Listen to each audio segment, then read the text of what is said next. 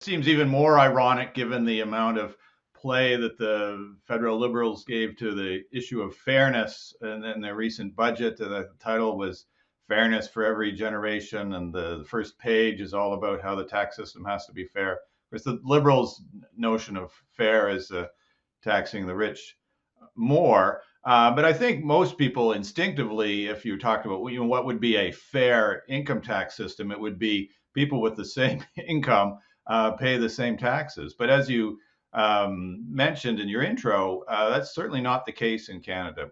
Canadian taxes are levied on an individual basis, and we can talk about this later, but other countries do it on a family basis. But in Canada, you pay taxes basically as if you were unattached individual. You work out what your taxes are. So, as you said, a situation in which you have two families, one in which one earner earns all the income, the other stays at home, and the other in which both earners earn the same amount.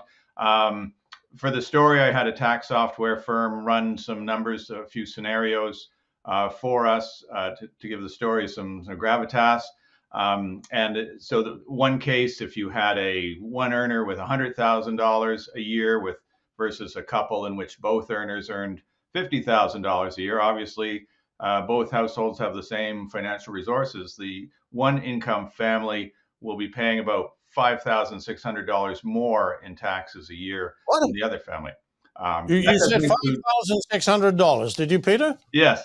That doesn't include CPP and EI. Those are premiums. So we're just looking at the taxes. It's almost a $5,600 difference. Now you go up, the gap gets even larger. In another scenario, $120,000 a year salary, one family with two $60,000 earners and the other with $120,000. The gap is $7,300. And keep in mind, it's not necessary for this gap that one earner earned nothing. The discrepancy is created by having one earner in a higher tax bracket than the other. So you could have a family in which one earner earned a little bit and the other earned a lot, and you would still get a discrepancy, perhaps not as large as the two examples I've given you, but by preventing families from filing their taxes jointly, you create this inequity whenever you have unequal income between the two partners in the couple. So, Peter, I mean, $120,000 a year, a lot of people would say, cry me a river. I don't earn anything like that. That's a rich man's problem. Sure. Why should I care? How many people are affected by this? Well, according to StatsCan, there are 2.2 million single earner couples in the country. So they are, whatever their earnings, they're probably going to be paying more taxes than if they were able to file jointly where one member in the couple is not earning anything.